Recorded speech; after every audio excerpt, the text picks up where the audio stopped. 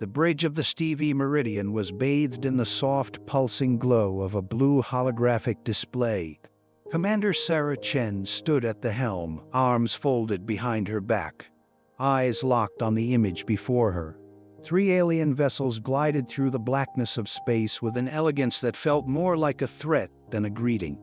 Their sleek, crystalline hulls reflected the light of a nearby star, and their movements were eerily smooth, too smooth.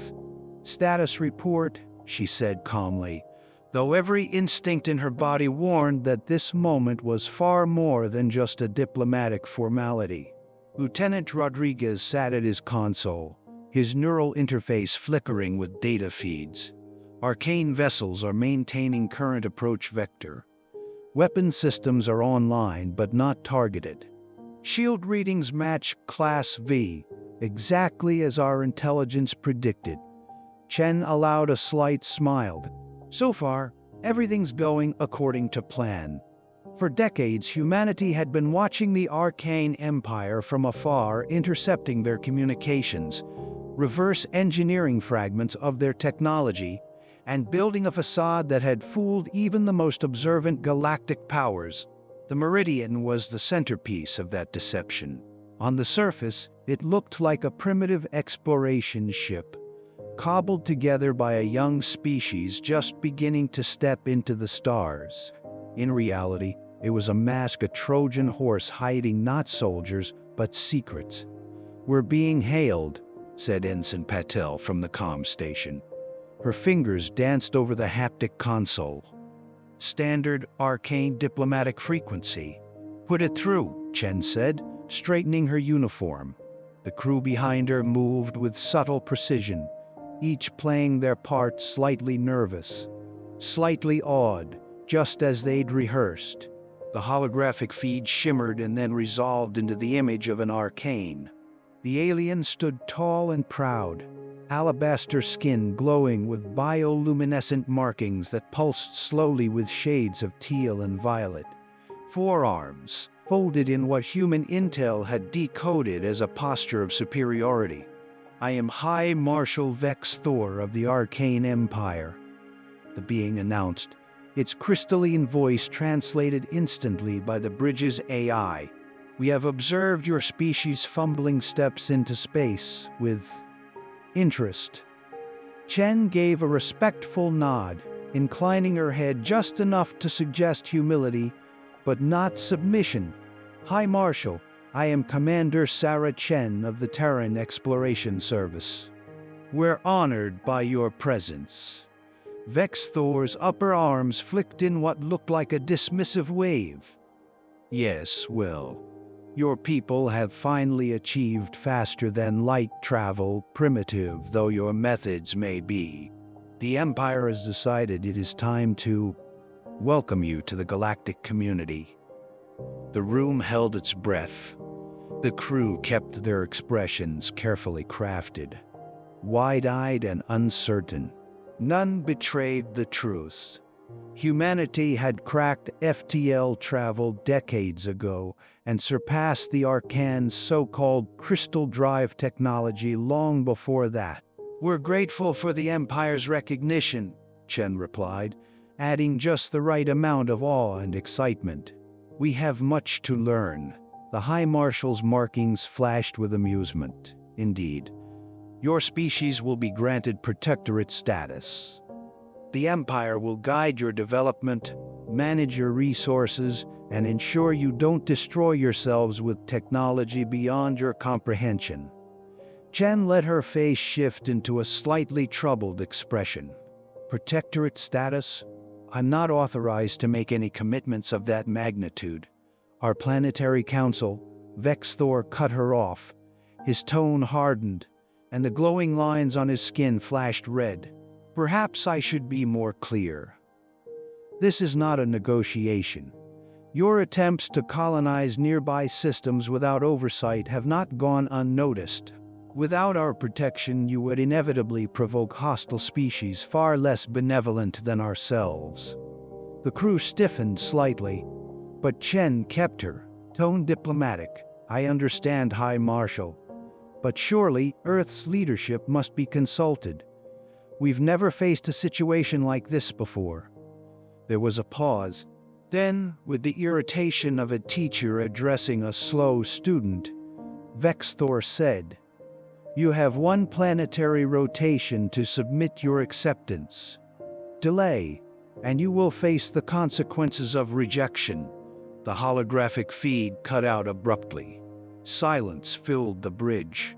Then, 3 seconds later, Chen reached under the console and flipped open a hidden panel. Beneath layers of outdated interface tech sat a tiny black cube quantum entanglement communicator. Undetectable by even the most advanced arcane sensors, she tapped the activation key. "Control, this is Meridian. Operation Trojan Horse is progressing as expected. Arcane forces have made contact and issued their ultimatum." The response came instantly. A voice distorted slightly by encryption but unmistakably calm and confident. "Acknowledged, Meridian. Ghost Fleet is in position. Continue as planned. The Empire's arrogance will be their undoing." Chen looked around the bridge. The change in her crew was instant. The masks dropped. No more pretense. No more trembling hands or forced awe. These weren't explorers, they were operatives. Specialists. Veterans of shadow operations and black projects. Every one of them had trained for this exact moment. She turned back to Patel. "Send the signal to all colonies full Collidan. Initiate reveal protocols. It's time the galaxy learns what we've really been building." Patel grinned as she keyed in the commands. Signal sent. Outside the ship, the Arcan dreadnoughts loomed. They had no idea that hidden among the stars, in the folds of space that even their most sensitive scanners couldn't penetrate, hundreds of human stealth ships were already moving into position. Each one powered by technology the Arcane Empire didn't even know existed. Each one ready to strike. The Ghost Fleet had risen. Admiral James Harper stood on the bridge of the Shadow Blade, hands clasped behind his back, eyes fixed on the sprawling quantum display in front of him. A soft hum filled the chamber as hundreds of stealth ships, each one a technological masterpiece, slowly emerged from their dimensional pockets. They had been hiding in the folds of space for decades, shadows among the stars. Now, finally, it was time to reveal what humanity had been preparing for all along. The Shadow Blade itself was a behemoth, sleek and nearly invisible even at close range. Its black hull didn't reflect light, it seemed to absorb it.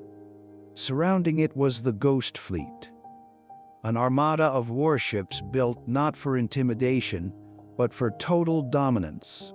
Each was equipped with quantum manipulation drives, weapons systems that defied conventional understanding, and stealth technology that not even the Arcane Empire's most advanced sensors could detect.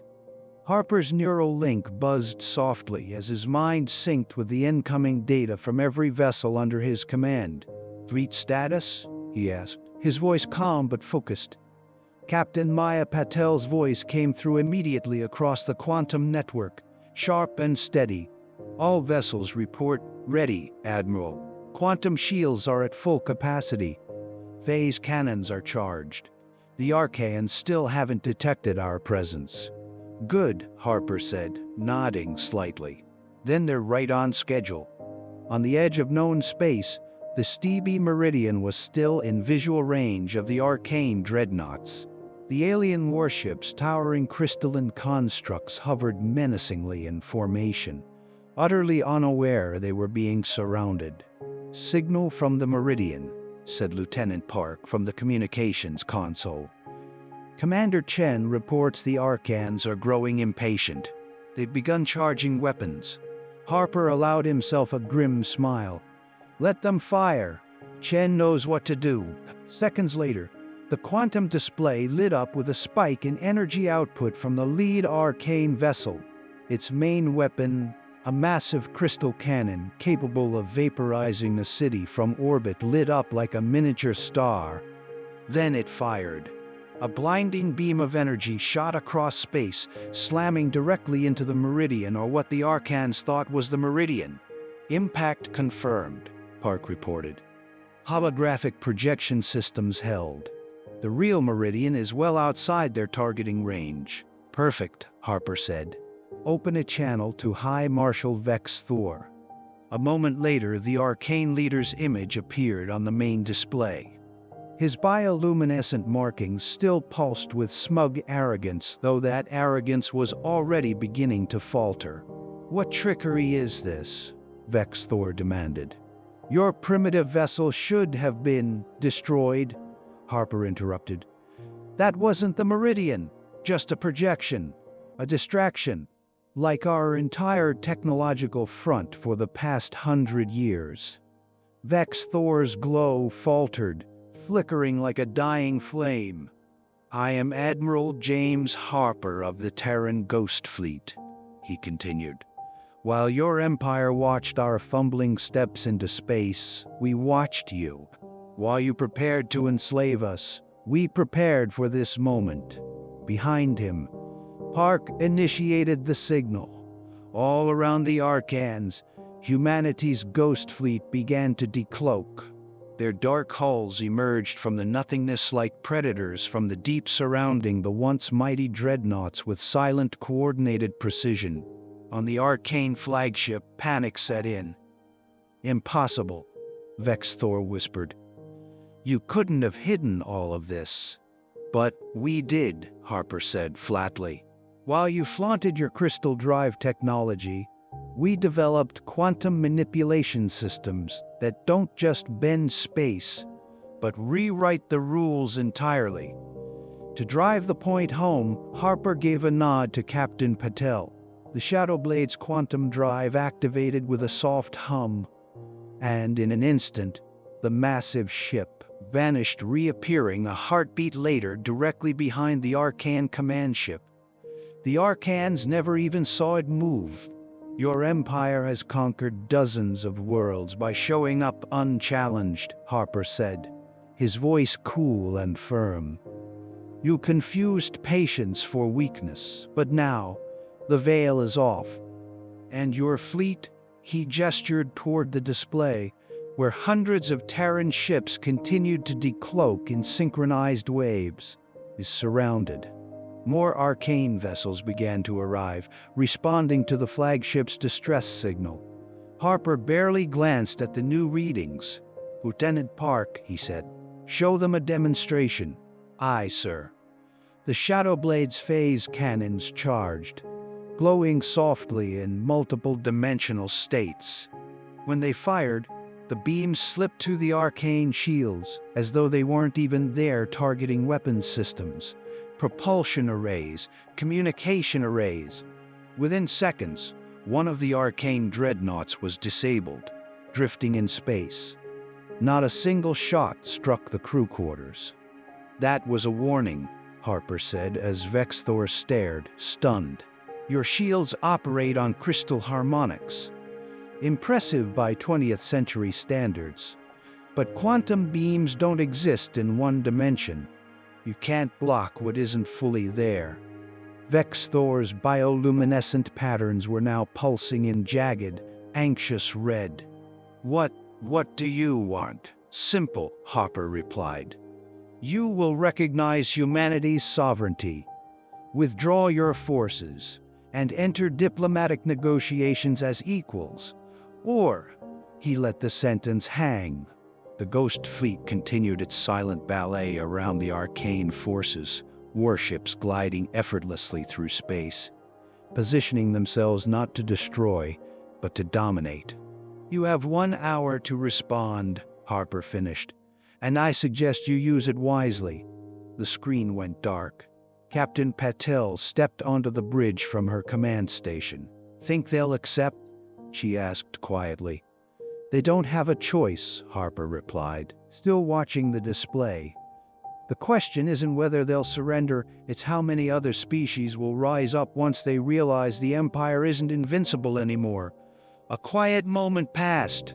The bridge crew veterans, scientists, strategists, watched history unfold in real time. After 100 years of hiding, of building, of preparing, the Ghost Fleet held its position.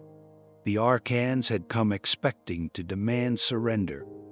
Instead, they had just seen the future, and it didn't belong to them anymore. The Alms Spectre drifted silently in the shadow of the Perseus Void Gate, cloaked by a quantum field that bent space, light, and probability itself.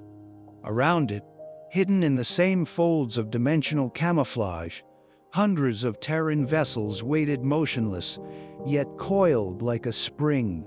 Captain Maya Patel stood at the center of the command bridge, her eyes locked on the tactical display hovering in front of her. It shimmered with blue and gold lines as ship signatures, energy fields, and quantum vectors streamed across it in real time. She didn't have to ask for a status update. She already knew the enemy had arrived. The Arcans have committed nearly everything, Commander David Chen, her executive officer, said from her right side. 500 warships, crystal drives, full shield capacity. They've stripped their core systems bare for this. Patel didn't flinch. Exactly what we expected. Their pride wouldn't allow them to retreat. Not after what happened at Meridian. The strategy was brutally simple. The Arcane Empire was trying to choke humanity out before they could expand further, take control of the Void Gates, seal off Terran access, and contain the threat before it grew. It made sense. The Void Gates weren't just portals for faster-than-light travel. They were the arteries of the galaxy. Whoever controlled the gates controlled the stars. Unfortunately for the Arcans, humanity knew this all too well. They had spent decades studying the gates in secret, reverse engineering their field patterns, mapping the ancient architecture embedded in their energy fields. While the Arcans had built ships that rode the currents, the Terrans had figured out how to shape them. Transmission from Admiral Harper. Ensign Cole reported from the comms station. Ghost Fleet orders confirmed. We are green for Operation Checkmate. Tell nodded. Her voice, calm and commanding, cut through the bridge like a blade. Initiate battle stations. Begin Phase 1 quantum targeting. Throughout the ship, the crew responded with crisp precision. Neural links lit up. Control stations synchronized. There were no shouted orders, no flashing alerts. Everything was silent and coordinated through direct neural interface. This was not the military of old Earth. This was something new, something designed for fluidity and precision in a multidimensional battlefield. Tactical overlay confirmed, said Lieutenant Sarah Wong, the ship's weapons officer. Enemy fleet is aligning near the primary gate structure. They're charging their crystal arrays. Looks like they're preparing a wide beam saturation attack. Patel didn't even blink. Deploy quantum mirrors. From hidden bays on the Spectre's hull, dozens of tiny devices launched into the void, small, reflective objects that shimmered briefly, then vanished into the quantum haze.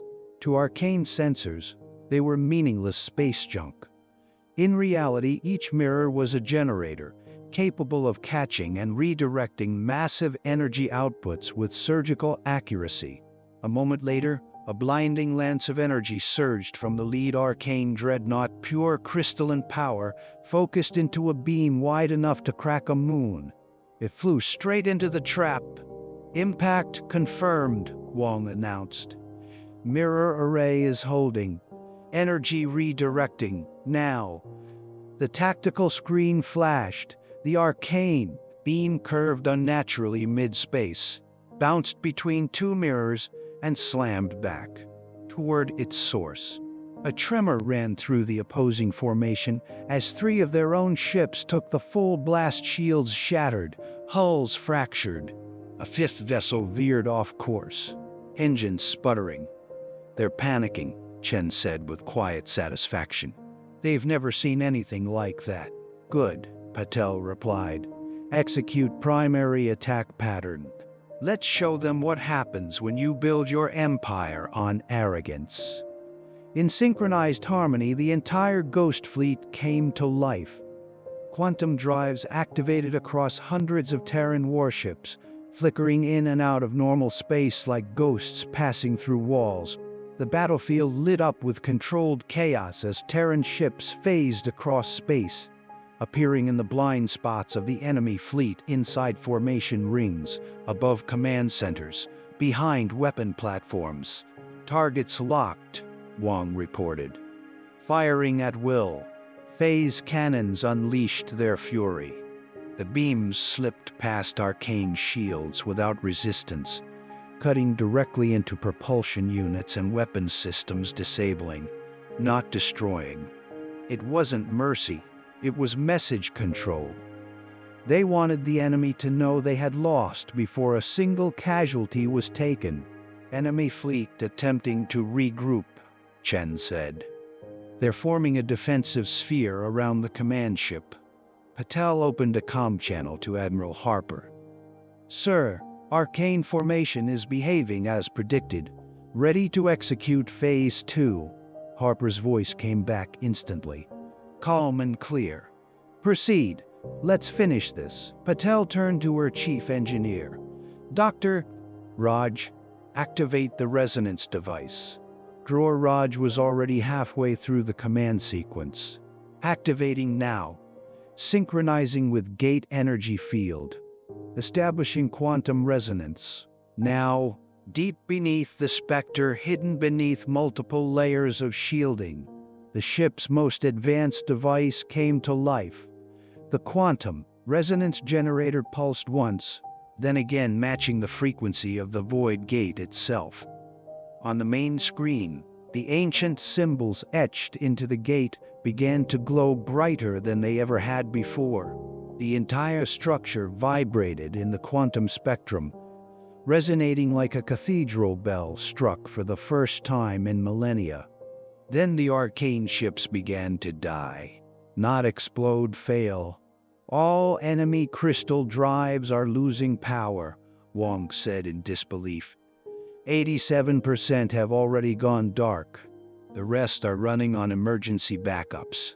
Patel stood still, watching as the arcane fleet, once the most feared force in the galaxy, began to drift.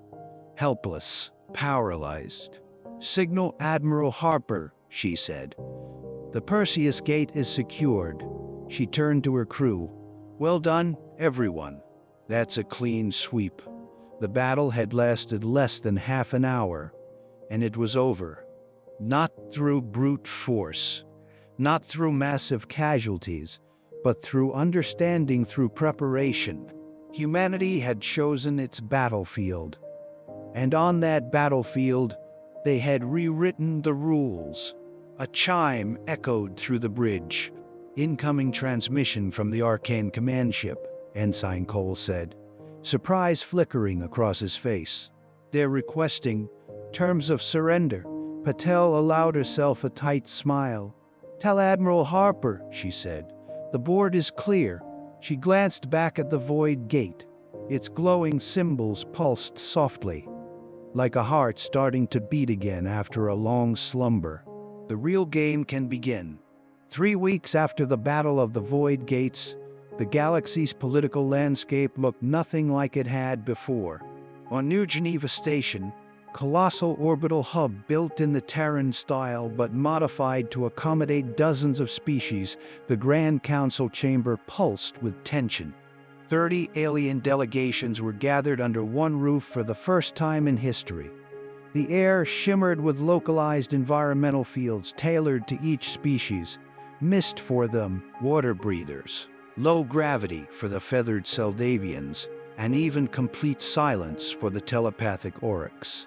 At the heart of it all stood Dr. Elena Santos, Earth's chief senior diplomat.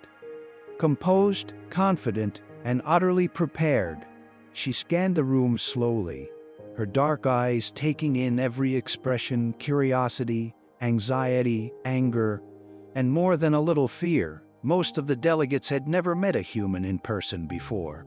Their only knowledge came from intercepted arcane propaganda images of a young and reckless species, primitive and unstable. But now, standing before them, Elena didn't look like a threat. She looked like the future.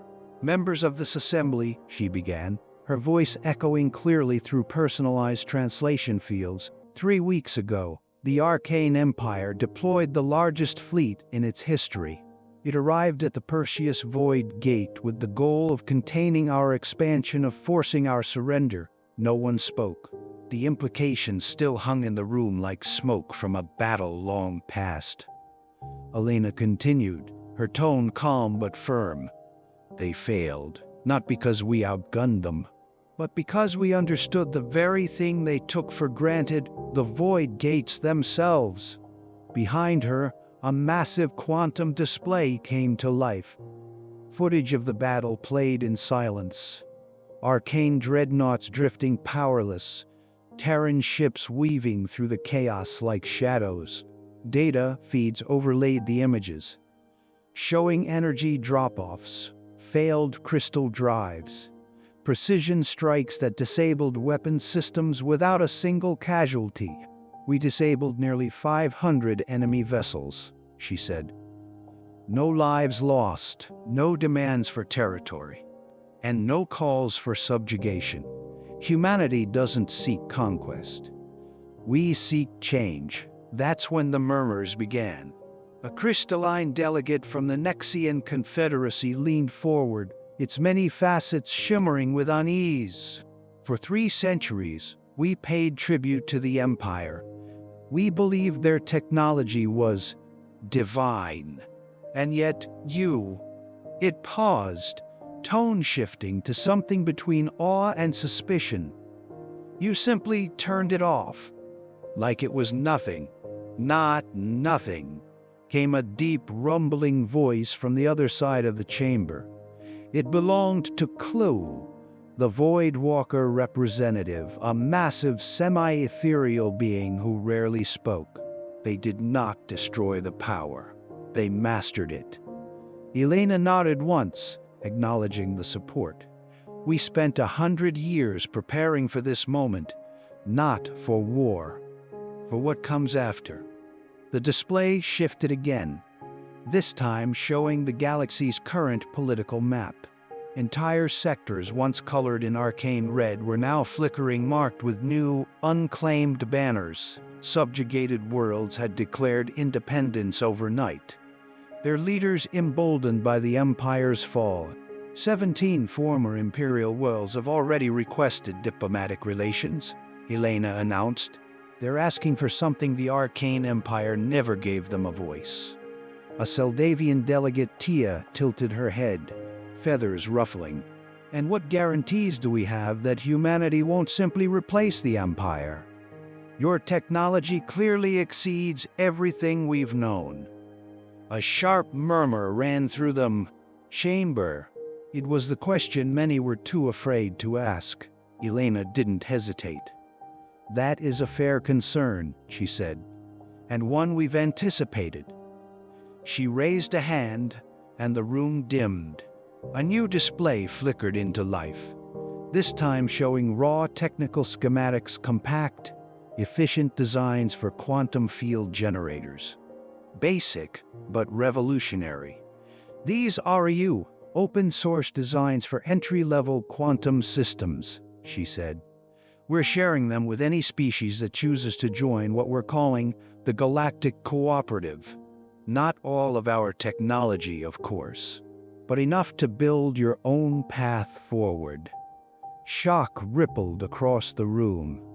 Even the Voidwalkers emitted soft pulses of color, a clear sign of surprise. "You're giving it away?" the Nexian delegate asked, disbelieving.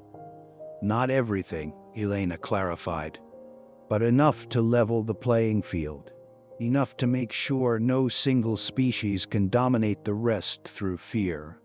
She stepped back from the podium slightly and let the delegates speak among themselves. For a moment, the chamber became a storm of conversations, some excited, some skeptical, some stunned. Then the arcane delegation finally spoke. It was a strange sight. The once feared species now looked hollow. Their crystalline glow dimmed, their patterns muted. The defeat had broken more than their fleet. It had shattered their sense of superiority. "You would dismantle the Empire's foundation?" the arcane envoy asked, voice fragile. "Our strength was built on obedience, on control." "Exactly," Elena said. "And that's why it's crumbling." At that moment, a new signal cut through the chamber's secured network. It wasn't scheduled, and it didn't come from Earth. Admiral Harper's hologram flickered to life at the center of the room. His face was unreadable, but the tension in his voice was unmistakable. "Dr. Santos, we have a situation." Elena's stomach tightened. "Go ahead, Admiral. Our long-range quantum sensors have picked up an anomaly. Something's coming through the outer void gates. Something big, and it's not arcane." The room went silent. "Define big," Clue asked, voice echoing like thunder. "We've never seen signatures like this before," Harper said. "Multi-channel energy signals. They're coming through the gates in a pattern we've never encountered. I don't think this is a fleet. I think whoever built the void gates might be coming back." The temperature in the room seemed to drop. "Estimated arrival time?" Elena asked, keeping her tone steady. 3 days. "And we don't know their intent." A heavy pause followed. Then Elena turned to the assembly. "Well," she said, voice calm but resolute, "it seems we need to stand united sooner than expected." One by one the delegates stood. Some were hesitant, some defiant, but most were determined. Former enemies, historic rivals, new voices. They all understood what was at stake now. The arcane empire had fallen, but something far older and perhaps far more powerful was on its way. And this time, it wouldn't be humanity alone facing the unknown. This time, they would face it together. The Perseus Void Gate hadn't stopped glowing since the energy spikes began. Not flickering, not fluctuating, glowing. Solid, constant, and escalating. Its ancient symbols, etched deep into the structure by forces unknown, pulsed with a rhythm that defied any known pattern. It wasn't just activating, it was waking up. Admiral James Harper stood on the bridge of the Aeom's Shadow Blade, eyes fixed on the quantum display as it filled with cascading data. Next to him, Dr. Elena Santos monitored her own readouts, her brow furrowed. On the other side of the bridge, the Voidwalker delegate Calorie floated silently, its translucent form pulsing in hues none of them human crew could identify. "I've never seen anything like this," Elena whispered. "Not even close." Calorie's voice resonated without sound, reaching into their minds like a memory half remembered. "These patterns, they do not match anything in our ancestral memory. This is older than us, older than the gates themselves." The entire galactic cooperative fleet was in formation, 28 species worth of ships, tech, and strategy. Some vessels gleamed with advanced Terran quantum architecture. Others combined crystal, plasma, or gravitic propulsion. Together, they formed the largest multi-species fleet in history. And yet, they all felt small under the shadow of the gate. Lieutenant Park broke the silence. "Massive energy spike, Admiral. Gate signature is evolving again. It's shifting into multi-dimensional geometry." Before Harper could respond, the center of the gate erupted. Not exploded, erupted. Space itself twisted inward, folding like cloth under a wind that couldn't be seen. And from that impossible wound in the cosmos, something began to emerge. A ship, if it could be called that. It was massive, larger than anything humanity had ever constructed, larger than anything even the arcane empire had dared to imagine. But it wasn't just the size that made people stop breathing. It was what the ship was. It didn't seem to exist fully in one place. Its form shifted between crystalline structure and fluid probability. One moment it looked like carved glass. The next, like ripples on a pond. It was beauty, chaos, and design all in one. "Oh my God," Elena murmured.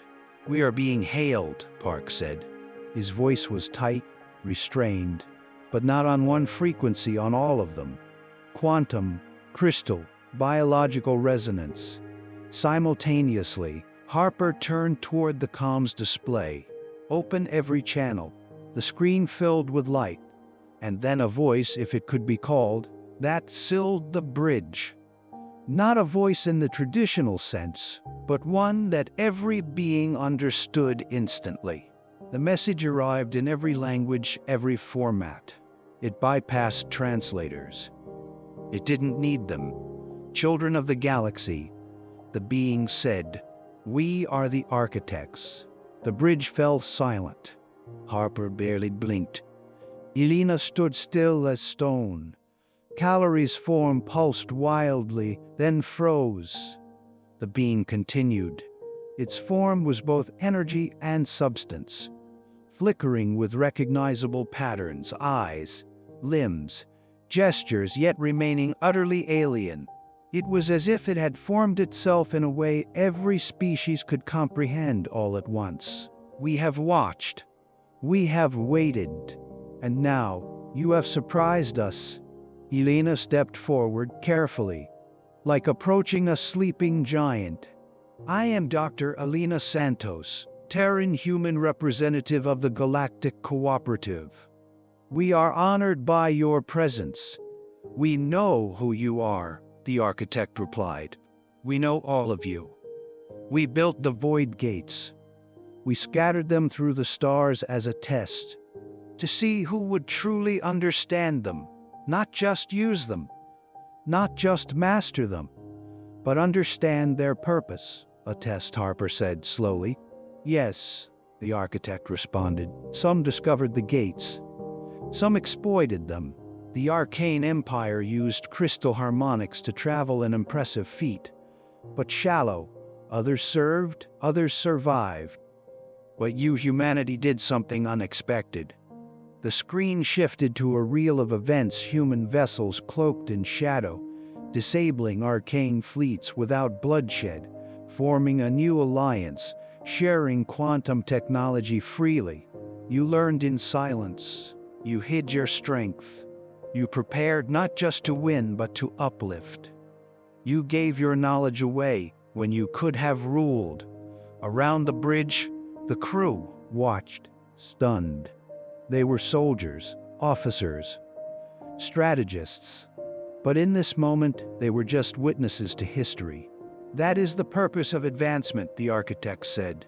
"Not to conquer, not to hoard, but to lift others who would rise with you." Then, without warning, a flood of data surged through the quantum network so vast it made even the Shadow Blade's enhanced systems stutter. Blueprints, designs, theories of spatial folding, probability management, quantum thread casting, time insulation fields. "Knowledge beyond imagination," Admiral Park whispered. "They're giving us the full schematics for the void gates, and more. A lot more." Elena's eyes were wide. This changes everything. Not just propulsion, civilization, science, communication, interdimensional travel. "It is yours now," said the architect. "All of yours. Use it well." Callery finally spoke, its voice lower than before. "Where you stay." The architect's form pulsed with something that might have been sadness or hope. "Our time here is past. We dwell between galaxies now, ensuring others are tested as you were. The stars must have guardians, but the future belongs to those who choose to face it together. And just like that, without fanfare, without sound, the architect vessel began to fade. One moment it was there. The next, it was gone, dissolved into light and probability as though it had never existed at all. But it had, and it had changed everything. Harper stood still, absorbing the silence that followed. Then he turned to his command staff. Send word to every member of the cooperative, every species, every world. The void gates are just the beginning. He turned toward Elena. We have a galaxy to rebuild. She gave him a smile. A real one, relieved, hopeful, maybe even proud. Outside, the Shadow Blade, ships of all shapes and sizes drifted quietly through space, processing what they had just witnessed. Species who had once feared one another now found themselves united by something greater than fear. They had been acknowledged, they had been chosen, and now they had been trusted. Celebrations soon erupted across cooperative worlds. Cities lit up, crowds filled streets. Messages poured in not just from governments, but from citizens, scientists, and children. For the first time in living memory, the galaxy didn't feel like a fractured empire or a battlefield. It felt like a beginning. Humanity had hidden their strength for a century. They had revealed it in a single day, not to rule, but to lead. And now, with the architect's blessing echoing in their minds and systems, they stood on the edge of something far bigger. Not a war, not an empire, a future, one shared by all who were willing to rise. The Perseus Void Gate had never looked like this before. Its ancient symbols glowed with energy that defied color or category. Patterns pulsed through the surrounding space like ripples across a vast ocean deep. Slow and resonant, they reached every corner of the system, vibrating through ships, through sensors, through the very bones of those watching. At the center of it all, the Aeum's Shadow Blade floated like a sentinel, a guardian between what had been and what was coming next. Inside, Admiral James Harper stood on the bridge, his posture stiff, not from fear, but focus. The moment ahead wasn't a battle, not anymore. It was something more difficult, something no weapon could win. Status, he asked, eyes never leaving the live quantum display. All ships in the fleet are in formation, replied Lieutenant Park. Defensive rings are established. Energy levels are stable. Cooperative forces standing by for contact. Beside Harper, Dr. Elena Santos studied the fluctuating data with silent awe. Around them, the bridge crew represented more than just humanity. Calorie, the Void Walker, was there too, gliding slowly in place, its glowing tendrils twitching in reverent stillness. We've never seen this kind of dimensional signature before, Elena said. This isn't just a new ship. This is something older, deeper. They're not just arriving, Calorie added, its voice soft and resonant. They're revealing. And then the gate opened. No shockwave, no blast, just a quiet folding of space, like a curtain drawn back by invisible hands. From the center of the rift came a single vessel, if it could even be called that. It defied perception. Its surface flickered between crystalline structure and living light, its edges shifting in geometries that existed partially out of phase with reality.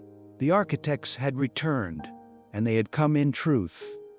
Their signaling, Park said, quantum, crystal, neural, bioresonant. Something we don't even have names for yet. Harper nodded once. Open everything. The voice or the thought came not through speakers, but into every being aboard every ship in the fleet. Children of the galaxy, The architects spoke. You have chosen cooperation over conquest. You have proven the wisdom to uplift rather than dominate. Now, choose your future. No demands, no threats. Just an invitation. Their massive vessel hovered in silence before the combined fleet of 28 species. The tension wasn't from fear, it was from wonder. What now? Elena asked softly. You are no longer the test. You are the stewards, the architects answered. You hold in your hands the power we once guarded. You may shape your civilization or destroy it. This is the burden of freedom. Then they gifted their final legacy. A pulse surged through the quantum web, a transfer of knowledge unlike any before it. Not just schematics or theories, but understanding, concepts, possibilities, visions of what the galaxy could become. Planet-sized archives, artificial biospheres, orbiting stars, peaceful colonies across thousands of systems, all built on unity. The ship began to shimmer. Our time here ends. We will walk the spaces between galaxies once more. But remember this, moment was not made by strength or superiority. It was made by a choice. A pause. Then, gently. Remember what brought you here, and they were gone. No flash, no explosion, just absence. The rift in space closed like a wound healed. The gate dimmed, the symbols quieted. But the galaxy would never be the same. Back on Earth, on dozens of other worlds, the celebration began within hours. The cooperative sent out a joint message to every free planet, every liberated system. Cities lit up with banners in dozens of languages. Schoolchildren in orbiting classrooms read the words of the architects out loud. Former enemies toasted to a new future. Scientists wept in labs as centuries of unanswered questions unraveled overnight. But amid the joy, leaders also gathered. Plans were made, safeguards discussed. The power they now held wasn't just a gift, it was a responsibility. The knowledge was too vast, too transformative, to be used carelessly. In one of the upper meeting rooms aboard Shadowblade, Harper looked out across the stars with Elena at his side. You ever think we'd live to see this? He asked. She smiled faintly. I thought maybe my great-grandchildren would. If we were lucky. We were more than lucky, Harper said. We were careful, patient, united. Calorie floated near the edge of the room, silent but present, listening. History's full of empires that rose through war, Elena added. But this started with silence, with restraint. Harper nodded, and now we have a chance to do it right. The real lesson, a mirror for our own world, in the end. The story of humanity's rise wasn't about winning a war. It wasn't about overpowering an empire or building bigger ships. It was about choosing a better way, not because it was easy, but because it was right.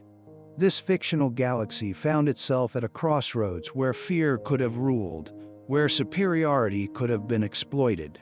But instead, it chose collaboration over conquest, wisdom over domination, and empathy over ego. And that lesson doesn't belong just to science fiction. In our own world, divided by borders, beliefs, and barriers, the temptation to dominate or outcompete is all too real. But the path to lasting progress doesn't lie in showing power. It lies in sharing it.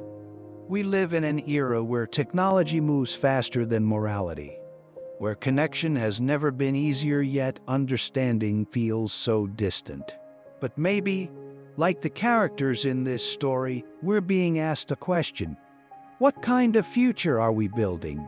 Are we racing toward advancement for ourselves, or preparing the ground for others to rise with us? Because true greatness, true civilization is not measured by how far we go alone,